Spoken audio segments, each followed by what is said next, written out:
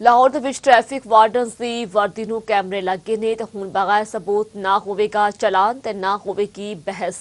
ਪਹਿਲੇ ਮਰਹਲੇ ਵਿੱਚ ਕੈਮਰੇ ਮਾਲ ਰੋਡ ਤੇ ਲਾਏ ਗਏ ਤੇ ਨੁਮਾਇੰਦਾ ਸਨ ਨਿਊਜ਼ ਮਲਿਕ ਮੁਸ਼ਤਾਕ ਮਾਲ ਰੋਡ ਤੇ ਡੀਐਸਪੀ ਟ੍ਰੈਫਿਕ ਰਾਸ਼ਦ ਦੇ ਨਾਲ ਮੌਜੂਦ ਨੇ।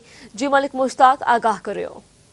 बिल्कुल असीं मौजूद हाँ इस वेले लाहौर माल रोड ते अज सीटीओ लाहौर वालों वड्डा फैसला कर दिता गया कि माल रोड के उत्ते खलोन वाले तमाम ट्रैफिक एहलकारां दी वर्दी दे उत्ते ऑनलाइन कैमरा जिहड़ा ना नस्ब कर दिता गया ताकि ना हुण चले बहस ना होवे किसी नाल ज़ियादती। इस हवाले नाल मेरे नाल मौजूद ने डीएसपी साहब राशिद साहब। सर दसना कैमरे ला दिते गए ने माल रोड के उत्ते ते इहदा दा असल मकसद की है? इहदा असल मकसद एविडेंस नू वेखना है कि किंदी मिसटेक है, जिवें कोई कंप्लेंट कोई आंदी है कि ट्रैफिक स्टाफ वालों कोई मिसबिहेव दी कंप्लेंट। तो सर जिहड़ा अक्सर बहस मुबासे ते लड़ाई झगड़े होंदे सी कि जी मेरे नाल ज़्यादती हो रही है या पुलिस एहलकार ज़्यादती कर रहा, क्या इनू ऑनलाइन पीछे अफसर वेख रहे होंगे? जी बिल्कुल ऑनलाइन भी वेख सकते हैं और इनकी रिकॉर्डिंग बाद च भी इनू चेक किया जा सकता। सर एक होर गल दसना कि चूंकि ईद के दिहाड़े आ गए ने, ईद का दिहाड़ा कोल है, तो ईद के दिहाड़े जिहड़े ट्रैफिक एहलकार सड़कों पर ड्यूटी करनगे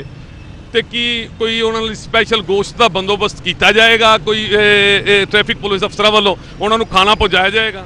जी इहदे च बिल्कुल जो अवेलेबल रिसोर्सिस दे विच लैंदे होए प्रोवाइड किया जाता है। जी बिल्कुल तुसी राशिद साहब की गुफ्तगू जानी तो इन्हों का कहना कि ईद के उत्ते 8 घंटे की शिफ्ट होएगी, अगर 8 तो ज़्यादा वधी तो जरूर जिहड़ा ना ट्रैफिक एहलकारां नूं गोश्त भी प्रोवाइड किया जाएगा तो ईद के उत्ते मिठाइयां भी दित्तियां जाणगियां। माल रोड ते खड़े होने वाले ट्रैफिक एहलकारां दे वर्दियां ते कैमरे लग गए जे। आवाम नूं हुशियार रहना चाहिए कि ना करो बहस, कानून दे अंदर रवो, नहीं तो कैमरे च हर चीज़ वेखी जानी है। ਇਹਦਾ फैसला हुण और कोई नहीं ਇੱਥੇ लगा होया कैमरा करेगा, तो लिहाजा कानून दे अंदर रवो, जिउंदे वास्ते रवो। जी शुक्रिया मलिक मुश्ताक, तुसीं अपडेट कीता।